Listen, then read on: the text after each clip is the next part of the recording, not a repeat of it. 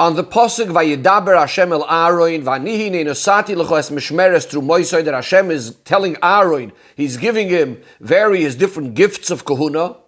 Rashi quotes the words Vanihi Nenosati L'Cho, and he makes 2 points. He says 2 things. They both say in the Sifri, although it says it B'Shinui Lashon, it says it a little bit differently. The wording is a bit different. Number 1, Rashi is explaining the word Hine Vanihi Nenosati L'Cho.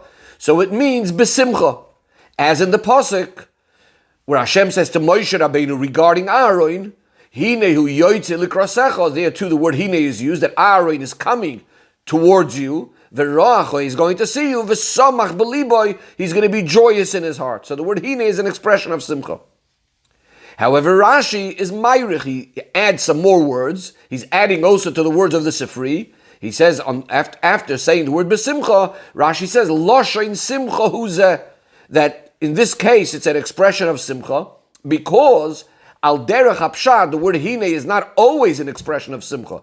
It's only when there is some need to translate it that way, as we'll see later in the Sicha why in this particular case that's so. And this is why Rashi says, Loshain simcha huzeh, that in our case it's an expression of simcha. Then Rashi adds a second point. And he says that the reason why this parsha regarding Matnos Kahuna says right after the story of Korach could be understood from a mashal of a king that has given a field to his friend, but he didn't write any contracts, any deeds, etc. And later on, someone comes along and tries to contest, tries to protest against this particular person owning the field.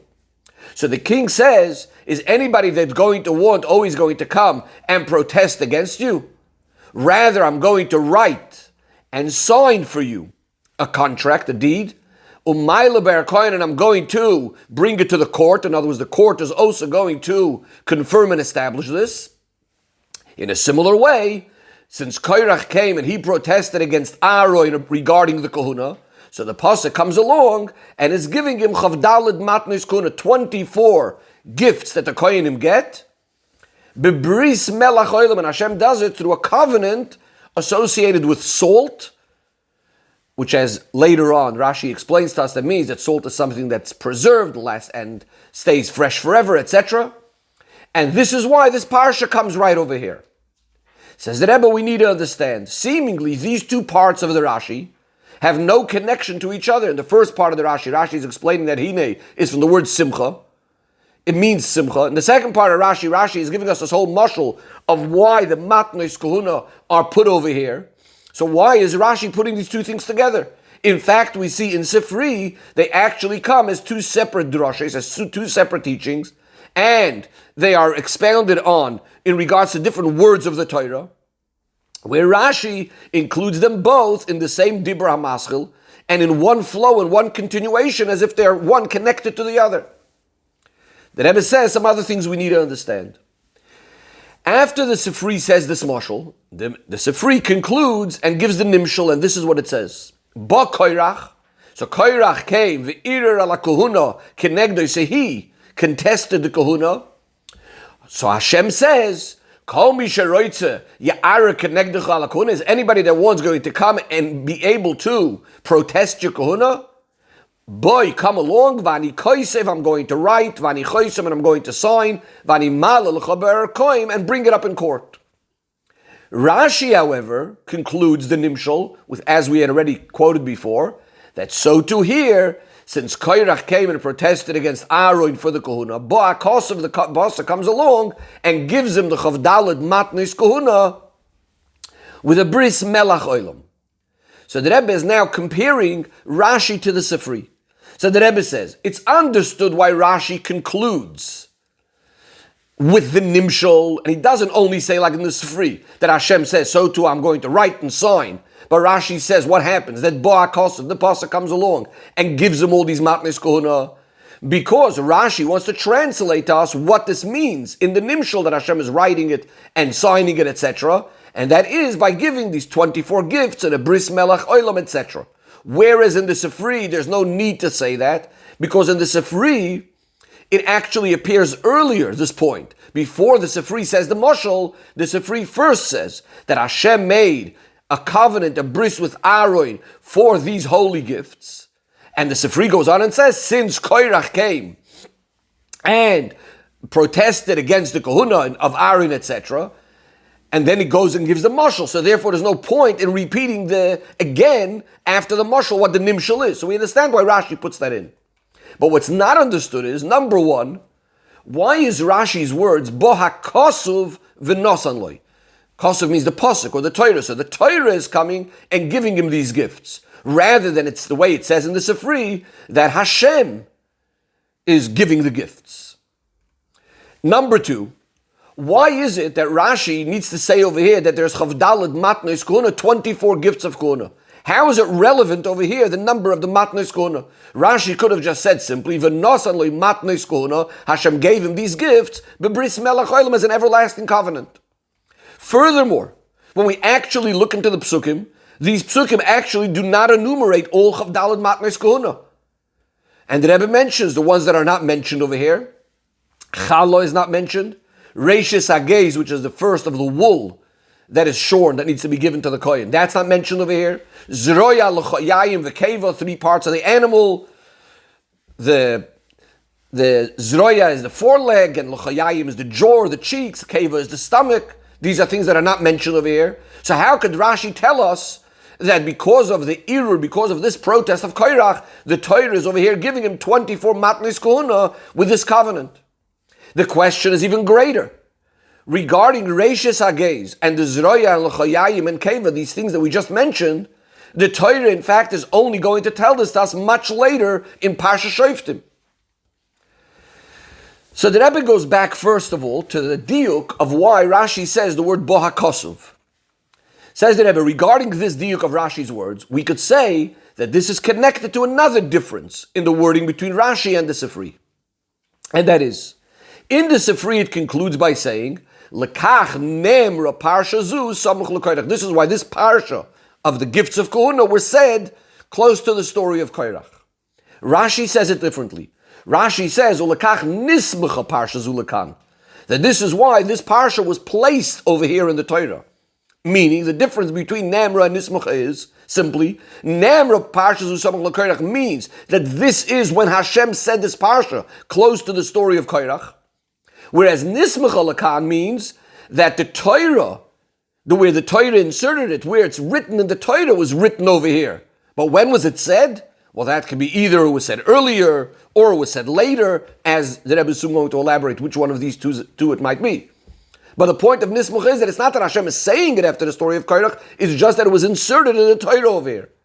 Now, since Rashi is learning that the parsha was not said over here, it was only put in over here, so now it can make sense. We understand why Rashi uses the term Boha Kosuv v'nosanloi, that the Torah is giving these 24 Matnos Kohuna, meaning to say that the actual command to give the Matnos Kohuna is not coming, wasn't said actually by Hashem right now in continuation to the story of Korach. It's only the Torah, the Kosuv, is putting this parsha over here to teach that the idea of giving the Matnos Kohuna to Aaron b'bris melech olam, this itself, the fact that there are these gifts, that nullifies the ability that there should be any sort of protest against the Kohuna. In other words, the fact that the Torah tells it to us over here after the story of Korach, but not that it was said over here.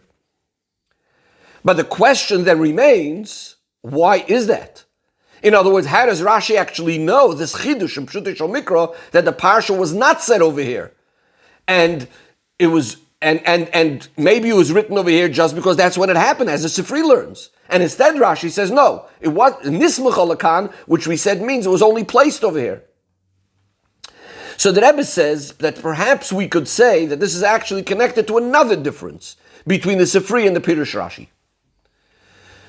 But by first prefacing another point, when we look at the words of the Pasuk speaking about the gifts that are being given over, L'chak olam, as a covenant forever, etc. The pasuk starts off with the expression Kol Terumos HaKadoshim. All the gifts that are being given to the Kohanim are part of this bris. That seems to be implying that this is going to refer to all the gifts of the Kohanim, not only to some of them.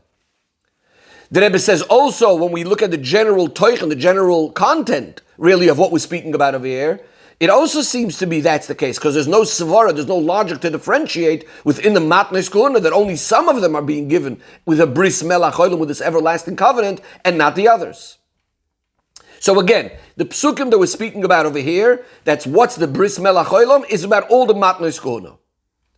If that's the case, when this parsha is being said, it must be that somehow all chavdalet matnos kahuna are being referenced already, they were somehow spoken about already. And therefore the pasuk is saying, Kol trumas hakachim, all of the gifts I have given you with the bris melach olam. Says the Rebbe, so here we get to the difference between the Sifri and Rashi in regarding to these gifts. This, on the pasuk, Kol chelev yitzor, etc., reshisom asher yitnu la Hashem l'chon nisatim. So this is one of the psukim that is being mentioned as the matnos kahuna over here.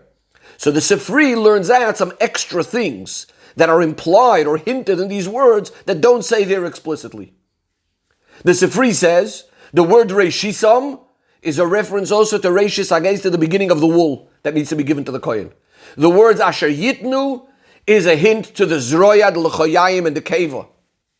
These are the matonis that we said are not mentioned specifically in this section. The word la Hashem is a reference to the mitzvah of challah. In other words, according to the Sifri, within this parsha itself, in fact, there are all 24 matnos kahuna. And therefore, there's no problem for the Sifri to learn that this parsha, where it says bris melach olam, in fact, was said right over here. It all fits. Whereas according to Rashi, that doesn't bring this drasha. And according to Rashi, some of these gifts are clearly not mentioned over here. On the contrary, the word reshisam, which the Sifri wants to use it for Reishis Agez. Rashi clearly says Reishisim is just referring to Truma Gedolah. If that's the case, then the obligations of Reishis Agez, Zroya, L'chayayim, and Keva, we don't know from this section, from this parsha. As said before, it only comes much later in the Torah. It's in Parsha Shoiftim. If that's the case, then this parsha regarding Bris Melach Olam, we can't say anymore that it was said right over here, next to the story of Korach, when at that point we don't even have the obligation yet for all the matnos kahuna. It's only going to come in Parsha Shoiftim.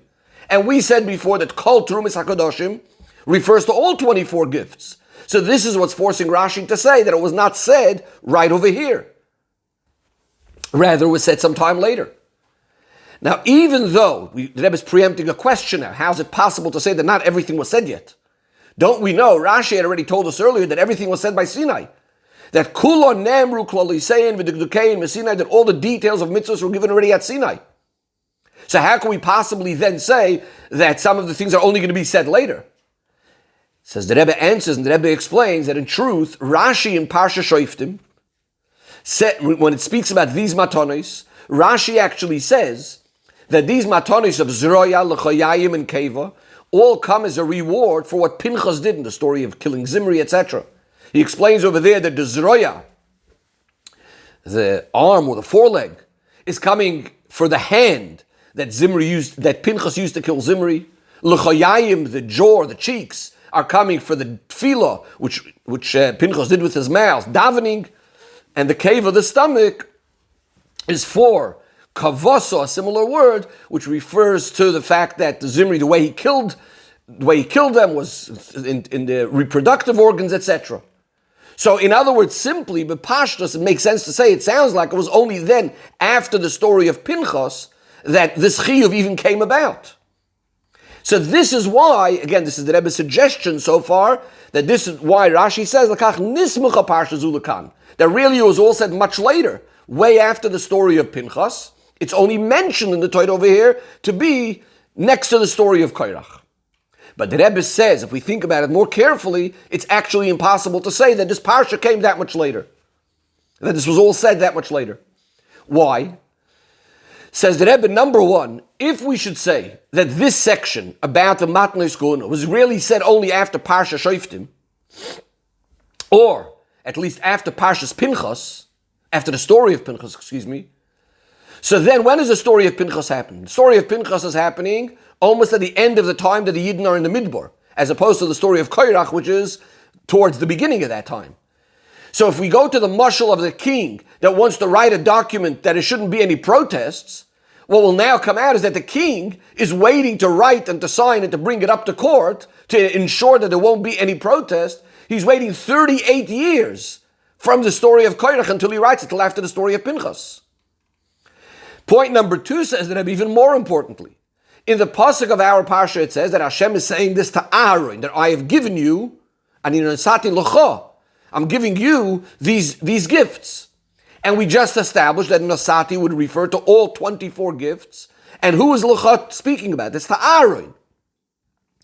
If that's the case, it had to happen before the story of Pinchas, because the story of Pinchas happens after Aaron passes away. How does this fit with what we said? That Rashi says that these different gifts are a reward for Ma'aseh Pinchas. Says that Rebbe, this is no contradiction, because we could say that it was given to Aaron because of the schus of Pinchas in the future. This is something similar to something that Rashi had already actually said in regards to Yetzias Mitzrayim. He says it's coming into the schus of the fact of the Yidden are going to accept the Torah much later. And therefore going back to the main point. So it's impossible to say that our parsha in Parshas Korach, where it's speaking about the Matnas Kuna, was really said much later, and it was only put in over here. But we said already before that from Rashi's words it does sound like it wasn't said over here. It was just inserted over here. So now the Rebbe is turning it the other way around. According to this, we have to say that when Rashi says Nismechol, not that it was said here, but it was put in over here, is because Rashi actually holds that this parsha was said before the story of Korach.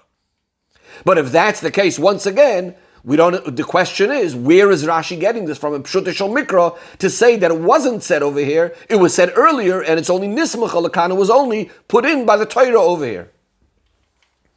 Says the Rebbe, V'yeshloimar, we can explain it in the following way. When we look at the psukim of our parsha regarding the Matnei Kahuna, in Pshutei Shel Mikra, you read the simple wording of the psukim. There is absolutely nothing that's added over here as far as these matanos to anything that was said already earlier in Chumash. These were spoken already about in earlier parshias. The only thing that is added over here is the very beginning and the very end. In the beginning, what's added is that these matnos kun are being given to Aaron Uvonov lemoshcha. That means to show their distinction, to show how special and great they are. And at the end, the words that we quoted before, that it's being given l'chak olam bris melach olam. If that's the case, when the pasuk says "Va'ani hine nosati," that I have given you, so it doesn't mean that now I'm giving you. Now there's nothing new that's being added. We just said in these psukim, there's actually nothing being added. It must be referring to the fact that all of this was given already in the past.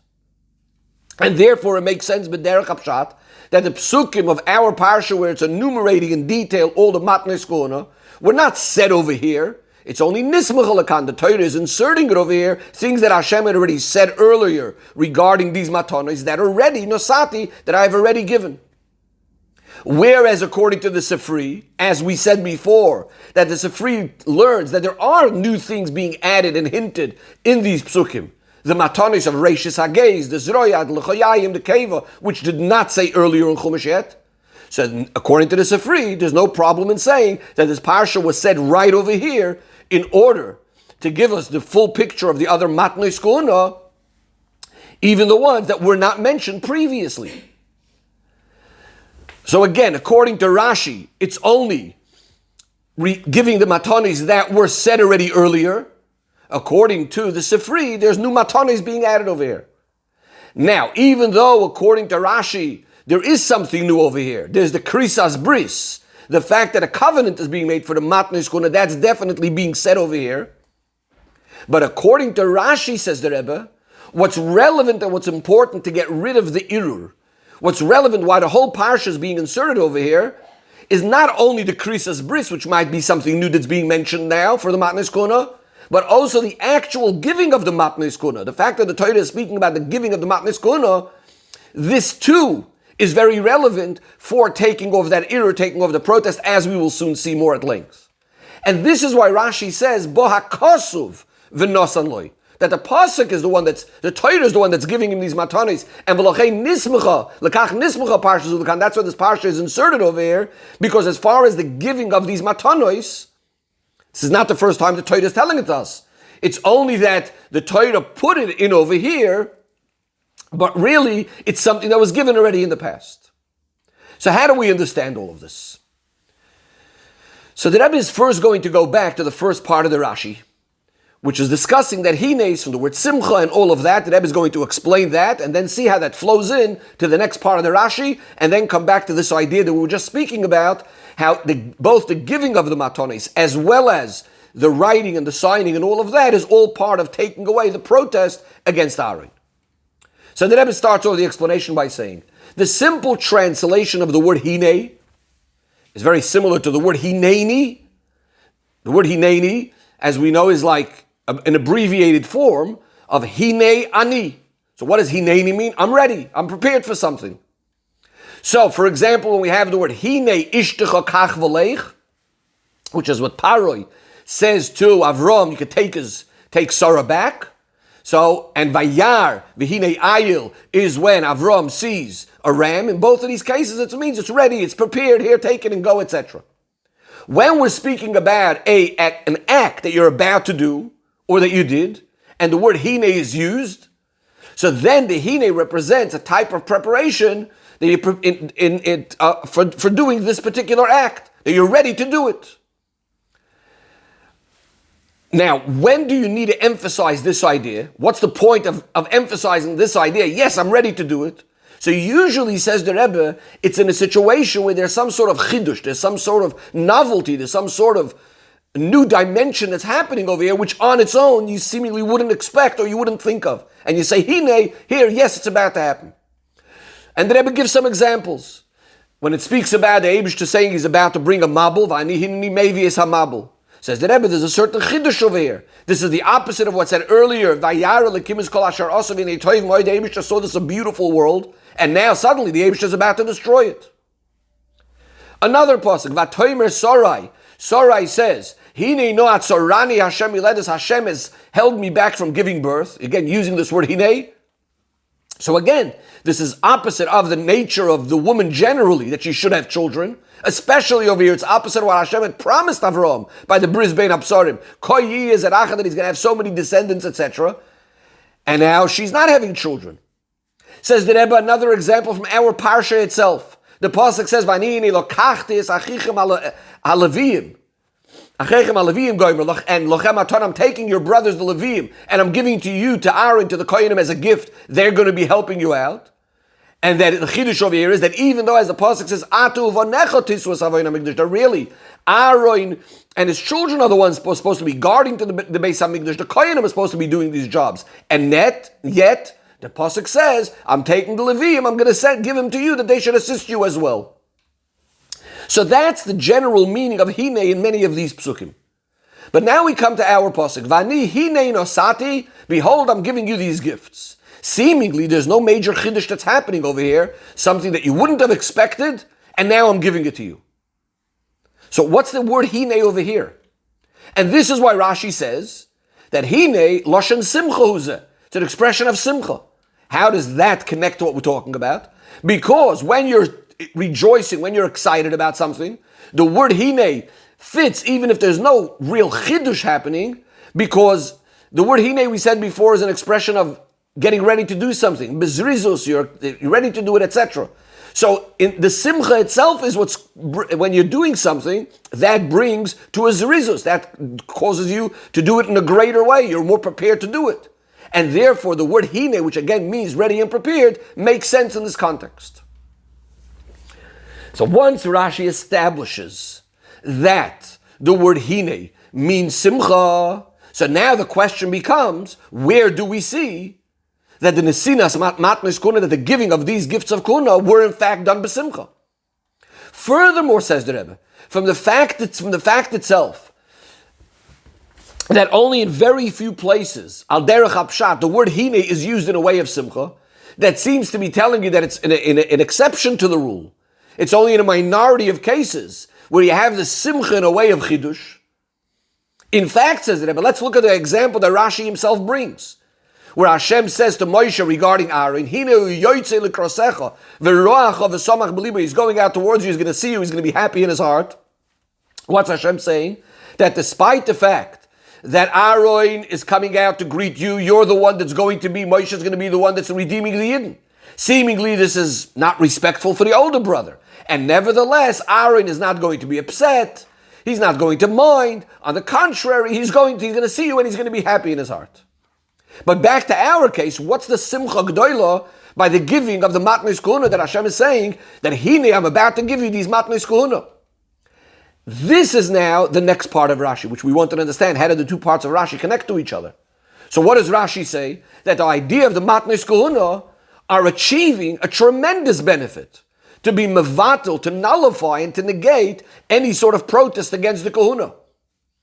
And furthermore, the greatest simcha by these giving of the gifts this great simcha is expressed in the fact that after Korach comes and tries to protest against Aaron and the kahuna, the pasuk comes in along and gives him what? 24 matnos kahuna. Not only gifts of kahuna, but 24, which is a tremendous amount of gifts. And why is this such a tremendous chidush? We just have learned, just before this story, that in order to ensure that the Yidden are going to know that Hashem chose Aaron HaKohen, and they shouldn't complain against the kahuna, so there's the story in the parsha where one pu'ula, one thing was enough. Parach mate Aaron, when Aaron's stick blossoms. And yet, for this very same point, to make sure that no one protests against Aaron, Hashem is giving him chavdalad matnes kuna, 24 gifts. That itself is telling you that it's not just that Hashem is giving it in order to remove this irur, this protest, but Hashem is doing it in a great way, in a powerful way, which again comes because when you do something with simcha, you're giving lots and lots. Says the Rebbe, however, based on all of this, we now have another difference over here between Rashi and the Sifri, of how exactly we're removing this possibility for this irur, for this protest.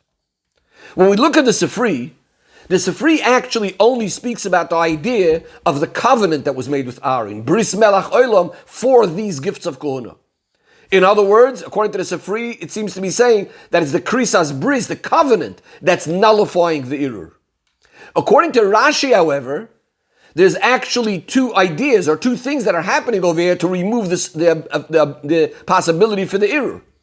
Number one is the fact that the pasuk is coming and nosan lechavdalat matnes kuna, the actual giving of the matnes kuna, is also to remove the irur.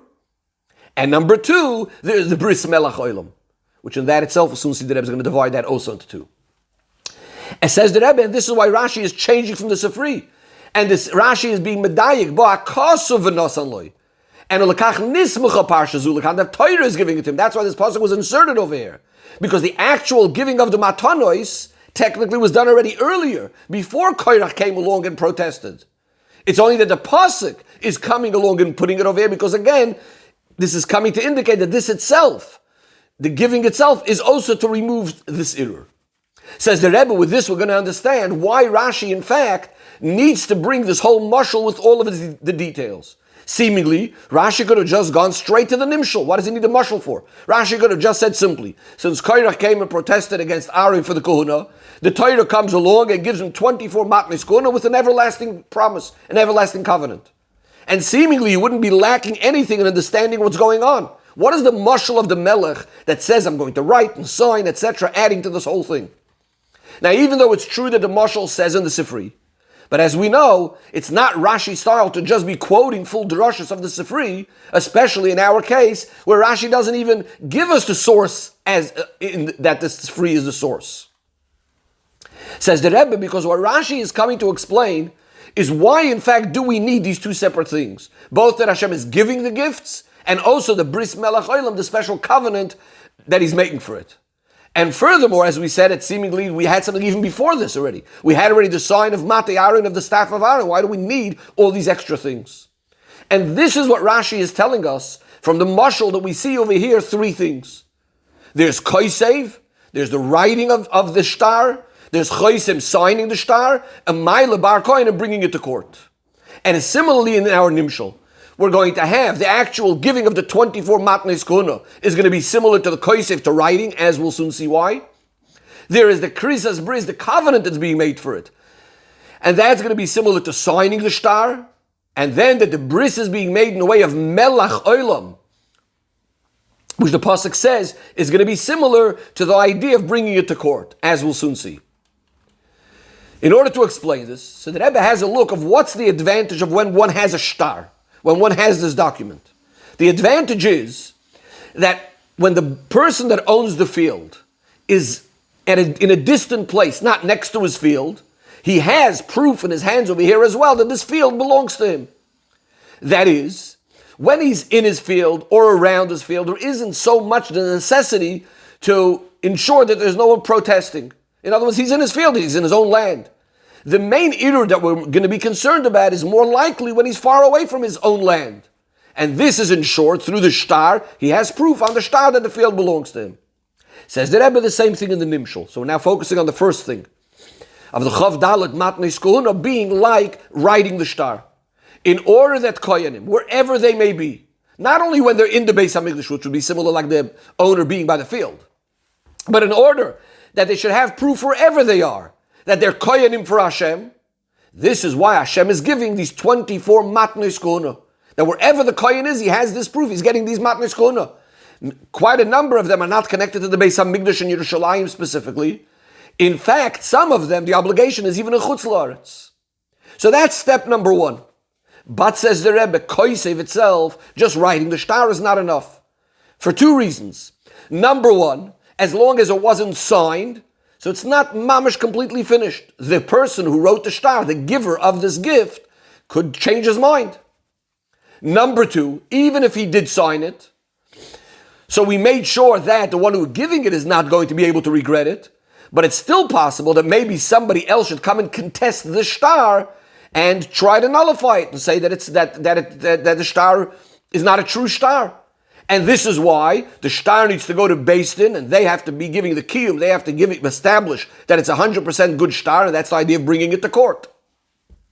So again, we're going to have now two things why the signature is needed, so that the owner doesn't change, the original owner doesn't change his mind, and bringing to court ensures that no one from the outside should be able to be ma'arer, to be able to contest the shtar. Says the Rebbe, these are going to be now the two ideas, in addition to giving the Matnes Kohuna, these are the two ideas of making a bris, the covenant, which is going to be similar to signing the shtar, and melach olam, that is being done in a way of the salt, which is going to be given, like the advantage of bringing it to court.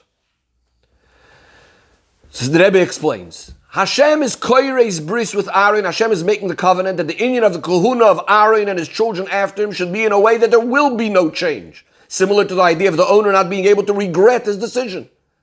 Where do we see that there is a concern for this? So we know that first the B'choires had the Avodah, it was taken away from them. So now Hashem is signing, so to speak, the shtar by making a bris with Aaron that no, it's going to stay by you forever.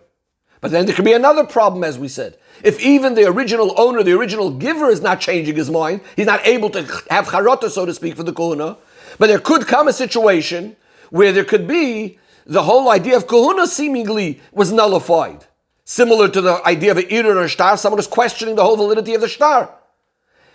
In other words, what's the idea of the koyanim? The koyanim is all about to come and to serve the Eibishter in the Beis HaMikdash. But what about when the Beis HaMikdash is destroyed? And seemingly the whole avoid of koyanim completely doesn't apply. And seemingly now the whole idea of kohuna may be batel chas v'shalom. And again, the Rebbe gives an example. We have the idea of malchus, of kingship. It was given to Shevet Yehuda. It says, "Lo Yasser Shevet mi Yehuda." There will always be, the rulers will always be from Yehuda. And nevertheless, there comes a time when there is no melucha. There are no melachim, and not even at a certain point it was Rosh Goli as the heads of the Jews in Golus. And then there's a time that we don't have melachim. And this is why we need the next step, that the bris is done in a way of melach olam. What's the idea of melach olam? As Rashi explains, that the bris is done with salt, which is something that's healthy, brings health. It's miskayim, it lasts, it never spoils. This is similar to the idea of bringing it to court in a way that the court is now establishing the shtar, that there's no way it can be nullified, and again translating that back to the Matnes Kohuna, that even when there's no Beis HaMikdash, still the koyanim are complete koyanim. The Rebbe now moves on to the niflois that we find in Rashi in regards to all parts of the Torah.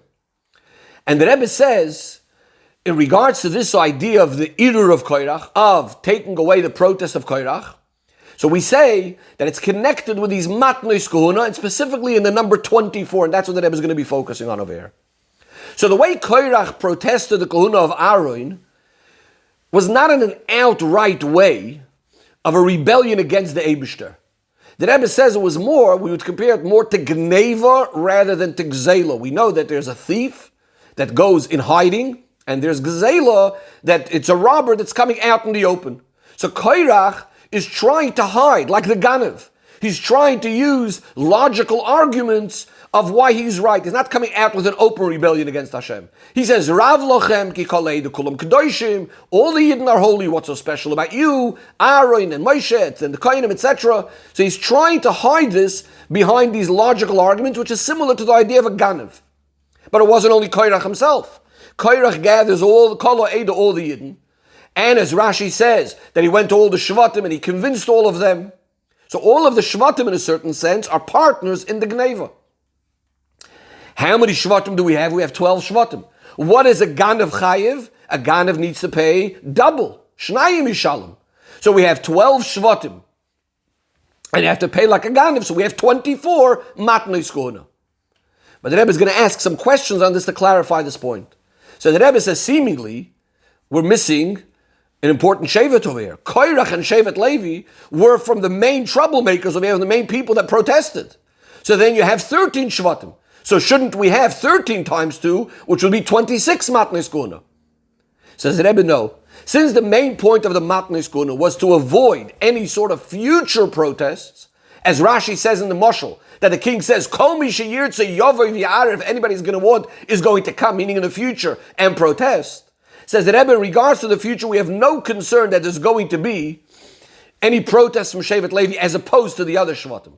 The Rebbe says this can be understood from the actual fact that when it comes to the story of Mate Aaron, this is the staff for the whole Shevet Levi, is the staff of Aaron. On the contrary, this is the staff that's going to nullify the arguments and the complaints of the rest of Bnei Yisrael. The Rebbe says the fact that Korach and his people were punished, that itself already nullified the ability that Bnei Levi are going to cause problems. In fact, they now became one with Aaron, represented by the same staff, by the same stick. And therefore, the only thing that really needs to concern us is to remove the complaints of the rest of the Shvatim. So we're back to 12 Shvatim, 12 times 2, which is the 24 Matonis. But the Rebbe still has one more question. The Rebbe says, one of the 24 Matnei Skona is known as Trumas Meiser.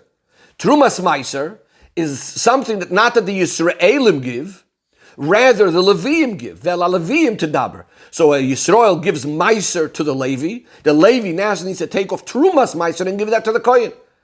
If that's the case, we're now saying that the rest of the Shvatim, the 12 Shvatim, are not giving 24 Matnei Skona, they're only giving 23 Matnei Skona, because one of them is not even part of them, that's Shevet Levi. So the Rebbe says here we see again how, according to Pshutei Shel Mikra, everything is so precise and so accurate. Regarding Trumas Meiser, the Pasuk says, and repeats it twice, that this is a Meiser that's coming. The Pasuk says, it's Tikchu Me'ez B'nei Yisrael. This is a Meiser that you're going to be taken from the B'nei Yisrael. Now, seemingly, why is the Pasuk emphasizing, and twice, that this is a Meiser coming from the B'nai Yisrael? Because the Pasuk is coming to tell us that the obligation of Trumas Meiser actually applies to the produce, to the grain, as it's still belonging to the Yisrael. It's only practically, he's going to give Meiser to the Levi. The Levi is going to practically take some off that and give it to the Kohen, but really, it's the Yid's produce that's being given to the Kohen. And this actually explains a halacha, that it says, Yesh le reshus le balabayis, technically the balabayis, rather than waiting for the Levi to give it, he could take already the Trumas Meiser. He could, in other words, he's separating a part that he's going to be giving to the Levi, and then take some of that and give it directly to the Kohen.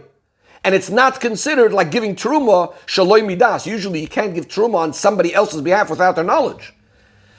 But here what we're saying is that Drus Trumas Meiser is actually from the Bnei Yisrael. The obligation is on the grain, on the produce, as it was by the Yisrael. Just technically, the Levi is going to be the one giving it.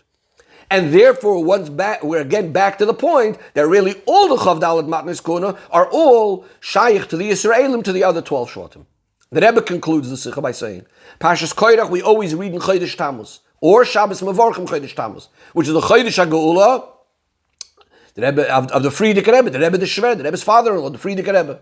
And the Rebbe says one of the remozim for the arrest and the Geula is in this Pirush Rashi, in which we saw this idea that what did the protest of Korach achieve? Not only didn't it weaken the Kahuna of Aaron, but on the contrary, it gave it a tremendous, tremendous new power, to the extent that it's now Bris Melach Olam, it's this covenant, and with the salt that's preserved forever.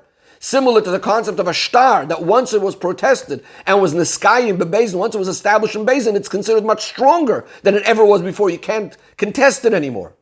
Says the Rebbe, in a similar way, it was by the Rebbe, by the Frierdiker Rebbe, that it's specifically through this error, through this problem, so to speak, that happened in his being imprisoned. And Dafka, as a result of that, came a Geula that ensured the avoid of spreading Torah, strengthening Yiddishkeit, which will continue and go in a way of Bris Olam, and in fact with a greater strength and more than ever before, in a way that the wellsprings of Torah reach to all parts of the world, so that this Geula is a hachana kroiv, is a quick hachana to the Geula Hamitis V'Ashleima V'Aklolis Aidei Mashiach Tzidkeinu B'Meheira V'Yameinu Mamash.